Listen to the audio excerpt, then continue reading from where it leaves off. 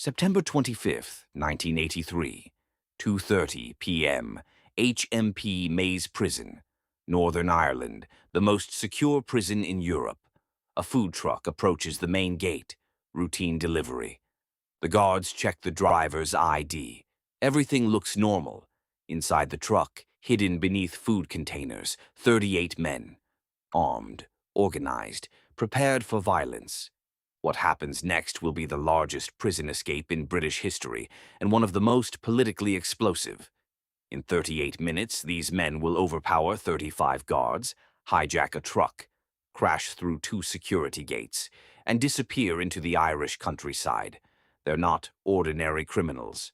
They're members of the Provisional Irish Republican Army, the IRA, political prisoners, freedom fighters, terrorists, depending on who you ask.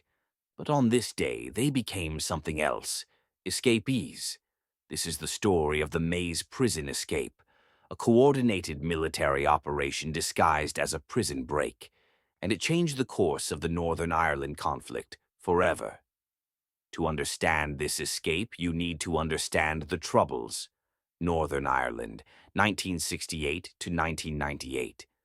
3 decades of violent conflict between the Unionists, Protestants who wanted Northern Ireland to remain part of the United Kingdom, the Nationalists, Catholics who wanted Northern Ireland to unite with the Republic of Ireland, the Provisional Irish Republican Army. The IRA was the armed wing of Irish republicanism. They used bombings, assassinations, and guerrilla warfare to fight British rule. The British government called them terrorists. The IRA called themselves freedom fighters. Over 3,500 people died in the Troubles. Civilians, soldiers, police officers, paramilitaries. HMP Maze Prison. Built in 1971, the maze was designed to hold paramilitary prisoners, both Republican and Loyalist. The layout was unique, 8 H-shaped blocks, each holding up to 100 prisoners. The shape gave the prison its nickname, the H-blocks. Special category status. Initially, IRA prisoners were granted special category status. Essentially, they were treated as political prisoners, not common criminals. They wore their own clothes, didn't do prison work, and were allowed to associate freely. But in 1976, the British government revoked this status. IRA prisoners were now treated as ordinary criminals. This led to protests, hunger strikes, violence. The 1981 hunger strikes. Between March and October 1981, 10 IRA prisoners starved themselves to death, demanding political status. The most famous, Bobby Sands, who died after 66 days. The hunger strikes galvanized support for the IRA. Recruitment surged. International attention focused on Northern Ireland. By 1983, the maze held over 400 paramilitary prisoners. Tension was at an all-time high, and inside H Block 7, a plan was forming. The leaders, Brendan "Bick" McFarlane, IRA commander inside the maze, serving life for his role in a bombing that killed 5 people, intelligent, disciplined, ruthless. Larry Marley, mastermind. He'd already escaped from the maze once before, in 1975, recaptured within hours, but he learned from his mistakes. Gerry Kelly, explosive expert, veteran IRA operative, calm under pressure. Together, they began planning the impossible, a mass breakout. The maze wasn't like Alcatraz or Altiplano. There were no tunnels to dig, no blind spots in cells. The security was human. Guards everywhere, electronic gates, multiple checkpoints, so the plan wasn't to sneak out, it was to take over. The strategy, a coordinated military-style assault on the prison from within. Overpower the guards, seize control of H Block 7, hijack a vehicle, escape before reinforcements arrived. Timing was everything. They had minutes, not hours. The preparation. For months, the prisoners gathered intelligence. 1. Guard schedules. They memorized shift changes, patrol routes, break times. They knew which guards were sympathetic, which were hostile, and which were lazy. 2. Keys. 6 guards carried keys to various gates and doors. The escapees needed to obtain every single one without triggering an alarm. 3. Weapons. Prisoners smuggled materials to create crude weapons. Makeshift knives from sharpened metal. Wooden clubs. Nothing sophisticated but enough to intimidate unarmed guards. 4. Disguises. The plan involved impersonating guards. Prisoners collected spare uniforms during laundry duty, stole ID badges, practiced mimicking guard behavior. 5. Vehicles. They needed a truck. A food delivery truck came to H Block 7 every Sunday at 2:30 p.m. That would be their getaway vehicle. 6. Communication. Messages were passed between cells using coded language during recreation time. Every detail was memorized. Nothing was written down. The date, September 25th, 1983, a Sunday, food delivery day. The participants, 38 prisoners, would attempt the escape. Not everyone in H Block 7 was involved. Some refused, fearing the consequences. Others weren't trusted, but 38 men, all IRA members, committed to the plan. They knew the risks. If caught during the escape, they'd face additional charges. Violence against guards could mean more years in prison. But they also knew something else. The IRA outside the prison would provide support. Safe houses, false identities, escape routes to the Republic of Ireland. The rehearsal. In the days leading up to September 25th, the prisoners ran through the plan mentally. Every step, every action. Who would overpower which guard? Who would secure the keys? Who would drive the truck? There were no practice runs, no dry rehearsals. One chance. Get it right, or spend the rest of their lives in the maze. The weapons. The night before, prisoners finalized their makeshift weapons. Metal shanks, sharpened to points. Wooden batons from bed frames. One firearm smuggled into the prison weeks earlier, hidden in a hollowed-out compartment in the visiting area. One gun. Against 35 guards and an entire prison security apparatus. The signal. At exactly 2:30 p.m. on September 25th, the food truck would arrive. That was the signal. The takeover would begin.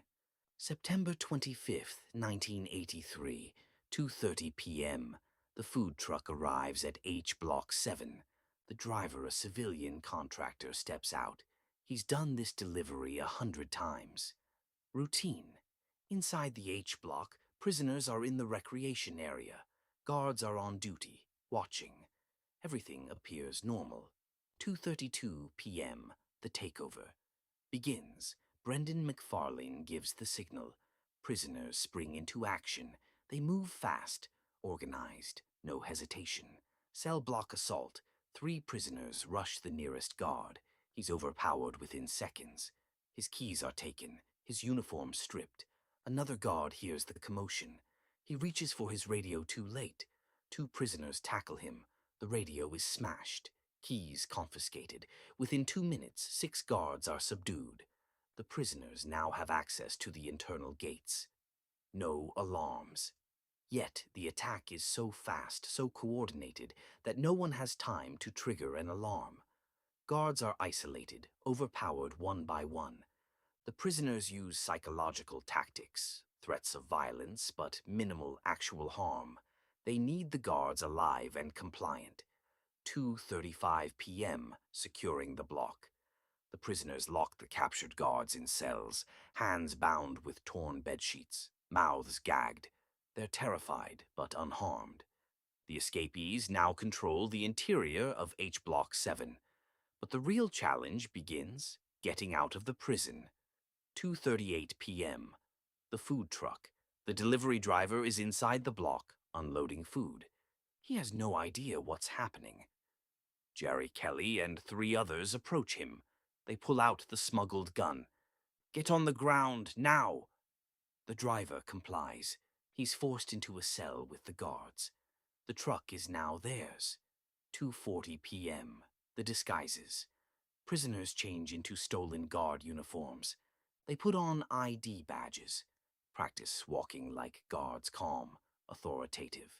6 men are dressed as guards. The other 32 will hide in the back of the food truck beneath the remaining food containers. 2:42 p.m. First checkpoint. The truck, now driven by a prisoner in a guard uniform, approaches the first internal gate. A real guard is at the checkpoint. He sees the truck, sees the guards in the front.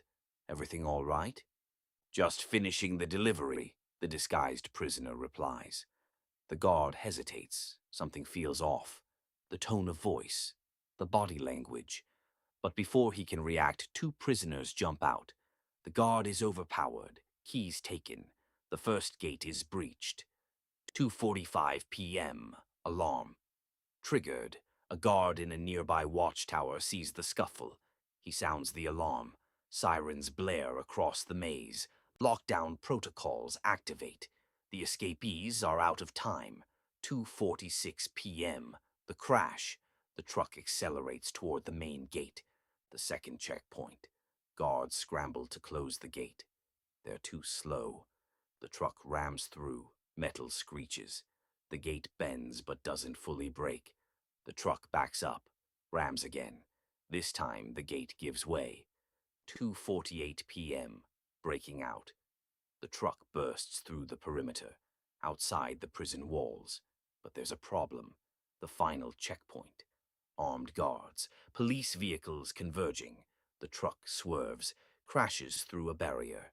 1 prisoner is thrown from the back injured, recaptured immediately. The truck keeps going. 2:50 p.m. The split. Half a mile from the prison, the truck stops. The prisoners know they can't all stay together. It's too conspicuous. They scatter, some on foot, others hijack passing cars at gunpoint. 38 men escaped the maze. Within minutes, Northern Ireland is on high alert. Roadblocks everywhere. Helicopters searching. The largest manhunt in British history begins. September 25th, 1983. 3 p.m. The British government is in crisis. 38 IRA prisoners, dangerous, highly trained, are loose in Northern Ireland. The immediate response. Police and military units flood the area around the maze. Helicopters scan the countryside. Roadblocks are set up on every major road. The border with the Republic of Ireland is sealed. Ports are monitored. Airports locked down. The first recaptures. Within hours, 1 prisoner is caught trying to cross a field. Another is found hiding in a barn. By the end of the first week, 19 of the 38 escapees are recaptured, but 19 remain free.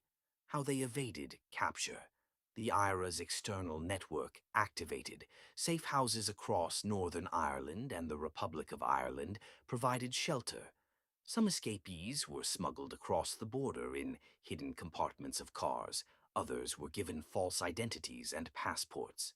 The British government demanded cooperation from the Irish government. Tensions between the UK and Ireland escalated. The casualties. During the escape, 1 guard suffered a heart attack from the stress and died later. The IRA denied responsibility, claiming he had pre-existing health conditions. Several guards were injured during the takeover. Psychological trauma was widespread among the prison staff. The political fallout. The escape was a catastrophic failure for British security. Questions were raised. How did prisoners obtain weapons? Why weren't there more guards on duty? How did 38 men coordinate without detection? The British government launched an internal investigation. The findings were damning. Intelligence failures, complacency among prison staff, inadequate security protocols. The IRA's victory. For the IRA, the escape was a propaganda triumph. It showed that even in Britain's most secure prison, the IRA could strike. Recruitment surged. International media coverage was extensive. The British government looked weak. What happened to the escapees? Of the 19 who evaded immediate recapture, 4 were killed in subsequent IRA operations or confrontations with security forces. 12 were eventually recaptured over the following years. some in Northern Ireland, others in the Republic of Ireland. A few in Europe, 3 were never recaptured, and are believed to have fled to the United States or South America. Brendan Bick McFarlane, recaptured in Amsterdam in 1986, extradited, remained in prison until the Good Friday Agreement in 1998. Larry Marley evaded capture for years, was assassinated in 1987 by a loyalist paramilitary group in Belfast. Gerry Kelly evaded capture, later became a prominent politician in Northern Ireland, served in the Northern Ireland Assembly. Never charged for the escape due to the Good Friday Agreement. The prison reforms. After the escape, the maze underwent massive security overhauls. Guard numbers doubled, electronic surveillance, upgraded perimeter security, reinforced internal protocols tightened. But the damage was done. The maze prison escape became a legend. The long-term impact. The escape emboldened the IRA. Violence in Northern Ireland intensified in the months following, but it also pushed both sides toward eventual negotiation. The British government realized that military solutions weren't working. Political dialogue became inevitable. In 1998, the Good Friday Agreement ended the Troubles. The Maze Prison was decommissioned in 2000. Many of the escapees were released under the terms of the peace agreement. Some became politicians. Others disappeared into civilian life. The legacy. The maze escape remains controversial. To some, it's a symbol of resistance against oppression. To others, it's a dark chapter of terrorism and violence. But one thing is undeniable. It was a masterclass in coordination, timing, and audacity. Let's compare the 3 escapes we've covered so far. Alcatraz, 1962. 3 men, 6 months of planning, ingenious improvisation. Mystery, did they survive? El Chapo, 2015. 1 man, $5 million tunnel, engineering marvel, recaptured in 6 months. The Maze, 1983. 38 men, military-style coordination. Political ramifications, 19 evaded long-term capture. Each escape is unique, but they share common elements. 1. Planning. Months, sometimes years of preparation. 2. Timing. Exploiting moments of vulnerability. Shift changes, deliveries, routine complacency. 3. Audacity. Doing the impossible because no one expects it. 4. Consequences. Every escape led to massive security reforms. What made the maze different? This wasn't just a prison break, it was a political statement. The IRA used the escape to humiliate the British government, to show the world that even in maximum security, they couldn't be contained. And it worked. The images of 38 men breaking out of the maze dominated headlines worldwide. The human cost. But let's not forget, these men were in prison for serious crimes, bombings, assassinations, murder. The victims of those crimes' families who lost loved ones saw the escape as a miscarriage of justice. The guards who were attacked during the escape suffered lasting trauma. This isn't a story with heroes and villains. It's a story about conflict, desperation, and the lengths people will go to for what they believe in. The Maze prison escape is one of the most complex and controversial prison breaks in modern history. 38 men, 38 minutes, total chaos. Some see it as a brilliant tactical operation. Others see it as a violent attack on prison staff. Both are true. This is Beyond the Bars, where we go deeper than the headlines, where we explore the planning, the execution, the investigation, and the aftermath. If you've watched all 3 videos so far, Alcatraz, El Chapo, and The Maze, you've seen 3 completely different approaches to the same goal: freedom. Which escape impressed you the most? Let me know in the comments. Subscribe for weekly prison escapes, crime investigations, and untold stories. Next week, we're diving into a lesser-known escape that involved disguises, forgery, and one of the most elaborate cons in criminal history: I'll see you in the next one.